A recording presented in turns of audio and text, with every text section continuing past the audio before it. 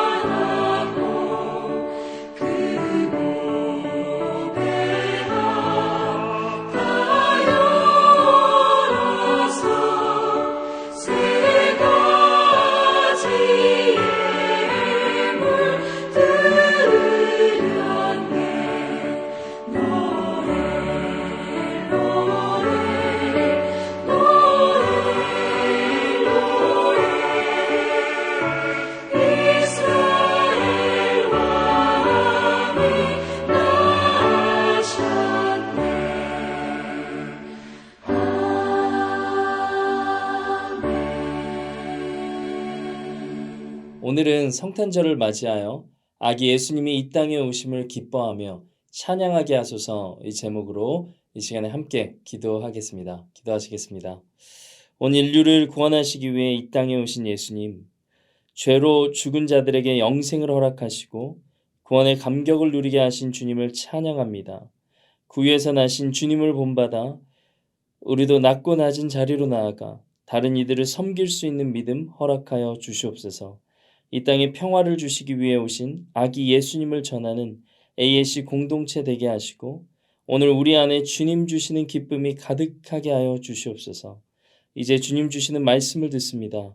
말씀이 깨달아지는 은혜가 있게 하시고 그 말씀을 살아내는 이 새벽이 되게 하여 주시옵소서. 예수님의 이름으로 기도드립니다. 아멘. 네, 오늘 주시는 하나님의 말씀은 이사야 11장 1절에서 9절까지의 말씀입니다. 이 시간에 우리 한 목소리로 읽겠습니다. 이새의 줄기에서 한 싹이 나며 그 뿌리에서 한 가지가 나서 결실할 것이요 그의 위에 여호와의 영 곧 지혜와 총명의 영이요 모략과 재능의 영이요 지식과 여호와를 경외하는 영이 강림하시리니 그가 여호와를 경외함으로 즐거움을 삼을 것이며 그의 눈에 보이는 대로 심판하지 아니하며 그의 귀에 들리는 대로 판단하지 아니하며 공의로 가난한 자를 심판하며 정직으로 세상의 겸손한 자를 판단할 것이며 그의 입에 막대기로 세상을 치며 그의 입술의 기운으로 악인을 죽일 것이며 공의로 그의 허리띠를 삼으며 성실로 그의 몸의 띠를 삼으리라. 그때 이리가 어린 양과 함께 살며 표범이 어린 염소와 함께 누우며 송아지와 어린 사자와 살찐 짐승에 함께 있어 어린아이에게 끌리며 암소와 곰이 함께 먹으며 그것들의 새끼가 함께 엎드리며 사자가 소처럼 풀을 먹을 것이며 젖먹는 아이가 독사의 구멍에서 장난하며 젖된 어린아이가 독사의 굴에 손을 넣을 것이라. 내 거룩한 산 모든 곳에서 해됨도 없고 상함도 없을 것이니 이는 물이 바다를 덮음같이 여호와를 아는 지식이 세상에 충만할 것임이니라. 아멘. 성탄의 기쁨이라는 제목으로 하나님 말씀 증거하겠습니다. 오늘은 크리스마스 당일 새벽입니다. 제 교회학교 시절을 생각해 보면 크리스마스 이브 저녁에 교육부 행사에 참여하고 새벽송을 돈 후에는 교회에서 친구들과 온라인으로 놀다가 오늘과 같이 크리스마스 당일 새벽 예배를 드리곤 했습니다. 매해 이렇게 보냈던 어린 시절의 성탄절을 기억해 보면 참 좋았습니다. 오늘 새벽 예배를 드리는 저와 여러분, 우리 모두에게 따뜻한 성탄의 은혜와 그 기쁨이 함께 하시기를 바랍니다. 오늘 본문 말씀인 이사야 11장은 이 땅에 오실 예수님을 예언하고 있는 구약의 메시지입니다. 예수님이 어떤 모습으로 오실 것이며 또 어떻게 통치하실지 그리고 어떻게 다스리실지 그 나라의 모습을 우리에게 보여주고 있습니다. 1절 말씀을 읽어볼까요? 이새의 줄기에서 한 싹이 나며 그 뿌리에서 한 가지가 나서 결실할 것이요. 예수님께서 어느 가문을 통해 나올 것인지를 이사야가 예언하고 있는데 뭔가 좀 이상합니다. 유명세로 치자면 이새가 아니라 다윗의 줄기에서 이렇게 말을 해야 될 것 같습니다. 그러니까 이새는 다윗의 아버지로만 알려져 있을 뿐이죠. 그러니까 그렇게 생각하면 오늘 본문에서 다윗의 줄기에서 한 싹이 나며 이런 식으로 얘기를 해야 사람들에게 쉽게 납득이 될 것 같단 말이에요. 게다가 다윗은 유대인들이 가장 존경하는 인물 중에 하나잖아요. 그러니까 존경하는 인물의 후손으로 나셨다고 말하는 것이 사람들을 쉽게 수긍하게 만들 수 있을 것 같습니다.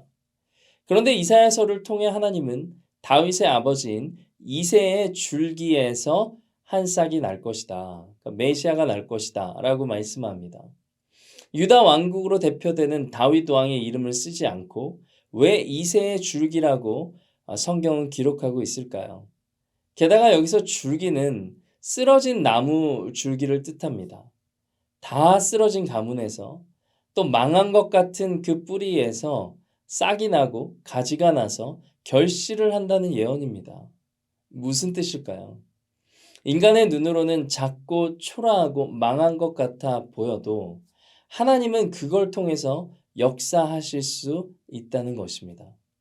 이사야서 오늘 말씀을 통해 하나님은 유명한 가문, 유명한 사람이 중요한 것이 하나님께 중요한 것이 아니라고 우리에게 말씀하고 있는 거예요. 사람의 눈으로는 별 볼 일 없어 보이는 이라도 하나님의 손에 들리면 귀하게 쓰임 받을 수 있다는 것입니다. 예수님은 이사야 예언대로 곧 멸망할 다윗 왕 가문의 후손으로 나셨습니다. 그러나 왕족이 아니라 무명의 사람 이새처럼 가난한 목수의 아들로 태어나셨습니다. 잘리고 남은 나무의 그루터기를 뜻하는 줄기처럼 낮고 낮은 자리 천한 구유에서 나셨습니다. 또 오랜 기간 동안 식민지였던 이스라엘 이 망한 나라에서 태어나셨어요. 그러니까 말씀의 예언대로 오신 것이죠. 그러나 그 가지에서 나신 예수님은 1절 하반절의 말씀대로 결실하여 열매를 맺으셨습니다. 크리스마스는 말씀의 예언대로 오신 아기 예수님을 우리가 기뻐하고 경배하는 날입니다. 그런데 이렇게 낮고 낮은 자리로 천한 자리로 오신 예수님을 왜 우리가 기뻐할까요? 그것은 세상의 논리와 180도 다르기 때문입니다. 3절 말씀에 예수님께서 이 땅을 다스리실 때 눈에 보이고 귀에 들리는 대로 심판하고 판단하지 않으신다고 말씀하십니다. 사람들은 겉을 보고 판단을 하죠. 그러나 예수님은 인간의 내면을 보고 심판하십니다. 그리고 공의와 정직으로 판단하십니다. 세상은 술수와 모략을 따지지만 하나님의 기준은 다르다는 것을 우리에게 말씀합니다. 그렇게 생각해 보면 하나님은 말씀 속에서 이 기준에 맞는 자들을 사용하셨습니다. 예수님이 오실 것은 미리 예언이 되었죠. 하나님의 때에 오실 것이었습니다. 그런데 하나님을 경외하는 자들을 통해서 오셨습니다. 하나님의 주권, 하나님의 때를 기다리는 자들에게 하나님의 방법대로 오셨습니다. 하나님은 하나님의 방법대로 사용하실 사람을 찾고 계신다는 거예요. 마리아와 요셉을 볼까요? 마태복음 1장 19절의 말씀을 보면 요셉을 의로운 사람이다 라고 성경은 기록합니다. 마리아와 요셉은 하나님을 경외하는 자였습니다. 이들은 하나님의 말씀에 순종했습니다. 겉으로는 내세울 것 하나 없는 가난한 목수였지만 하나님을 경외하고 또 하나님께 순종한 이 요셉과 마리아를 통해서 예수님께서 하나님의 때에 오셨습니다. 사가랴와 엘리사벳은 어떨까요? 누가복음 1장 6절 말씀을 보면 성경은 이들을 하나님 앞에 의인이라고 말씀합니다. 하나님을 경외했던 이들을 통해 세례 요한이 나왔고 그는 주님의 길을 앞서 행할 자라는 구약의 말씀의 예언을 성취했습니다. 하나님을 경외하는 자로 하나님이 쓰시도록 우리도 우리의 삶을 내어 드립시다. 하나님의 기준은 세상과 다릅니다. 하나님은 순종하는 우리의 내면을 정확하게 보십니다. 이 땅에 오신 예수님께서 구원 역사를 이루셨고 우리를 통해서 오늘도 구원의 역사를 이어가십니다. 오늘 본문 2절이죠. 예수님께 여호와의 영을 하나님께서 부어주셨습니다. 오늘 우리에게도 순종하는 우리에게 성령을 부어주십니다. 우리를 구원하시기 위해 이 땅에 오신 아기 예수님을 우리가 기뻐하고 또 아기 예수님께 순종하고 우리의 내면을 보시고 심판하시는 그 예수님을 경외하는 우리 모두 되기를 원합니다. 그렇게 할 때 하나님의 때와 하나님의 방법대로 우리를 하나님의 구원 역사에 사용하실 줄로 믿습니다. 이렇게 구원 역사에 사용되는 자들은 하나님의 나라를 경험하게 될 것입니다. 예수님의 오심으로 하나님의 나라는 이미 임했습니다.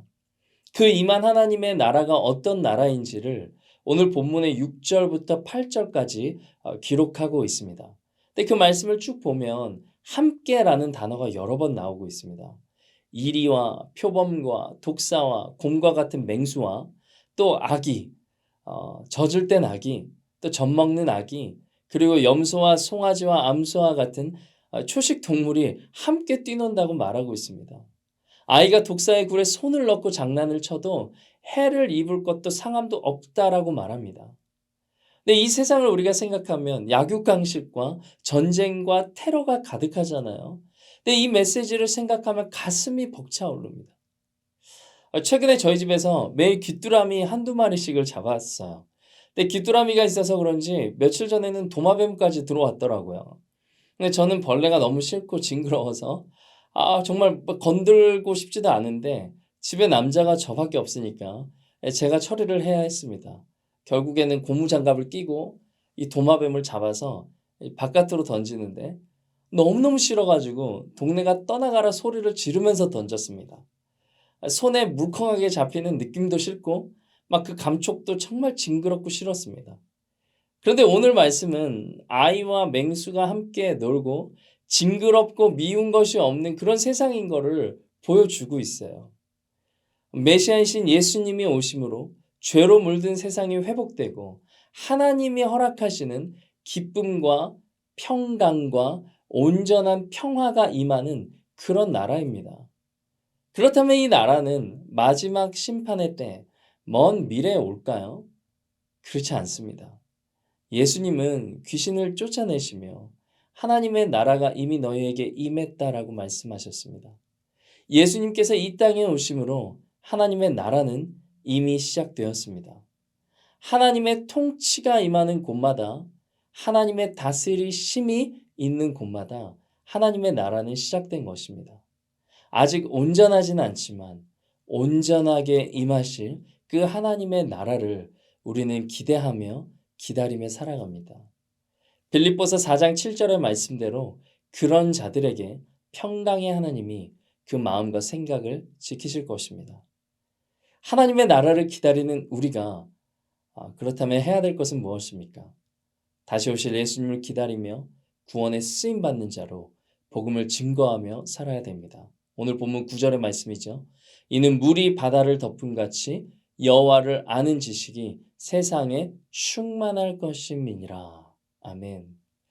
온 세상이 하나님을 알도록 우리가 나가서 복음을 증거하고 하나님의 다스림을 받아서 살아가면 하나님의 나라는 온전하게 이 땅 가운데 임할 줄로 믿습니다. 온 세상에 하나님을 아는 지식이 충만해지도록 이 성탄의 기쁨을 증거하시는 우리 모두 되시기를 바랍니다. 독일 출신으로 아프리카 전역을 다니며 복음을 전했던 라이나르트 본케 선교사님이 있습니다. 1억 명에게 복음을 증거한 것으로 알려져 있는 사역자입니다. 이 선교사님이 설교 중에 이렇게 말했던 것이 기억이 납니다. 자리에 가만히 앉아있지 말고 가서 복음을 전하라. 성령의 역사하심을 경험하고 싶은가? 복음을 증거하라. 하나님께서 그런 이들에게 강력하게 임재하실 것이다. 하나님의 나라를 그런 자들마다 경험하게 될 것이다. 기쁨과 평강이 가득한 하나님의 나라가 우리 안에 임하시도록 영혼 구원에 쓰임받는 자로 또한 우리를 내어드리는 우리 모두 되시기를 주님의 이름으로 축복합니다. 말씀 맺겠습니다. 오늘 우리를 구원하시기 위해 이 땅에 오신 아기 예수님을 기뻐하는 오늘 성탄절이 되기를 원합니다. 또 하나님의 때에 우리를 부르셨으니 하나님께 우리를 내어 드립시다. 그리고 복음을 증거합시다. 영혼 구원에 쓰임 받는 자가 되기를 소원합니다. 그때 우리는 하나님의 다스리심을 경험하고 하나님의 나라를 우리의 삶 가운데 경험하게 될 줄로 믿습니다. 네, 말씀 들은 거 생각하시면서 같이 한번 기도하겠습니다. 우리를 구원하시기 위해 이 땅 가운데 오신 주님, 예수님을 믿는 은혜를 우리 가운데 허락해 주시니 감사합니다. 하나님의 통치를 날마다 경험하며 내 자리를 주님께 내어드리는 인생 살기를 원합니다. 무엇보다 하나님의 온전한 나라가 이 땅 가운데 임하기를 소원합니다. 아직 주님을 알지 못하는 이들에게 이 성탄의 기쁨을 증거하는 우리 모두 되게 하여 주시옵소서. 감사드립니다. 예수님의 이름으로 기도드립니다. 아멘. 네, 이제 갖고 계신 기도 제목들 위해서 계속해서 기도하며 나아가겠습니다. 오늘 복된 성탄 되시기를 바랍니다.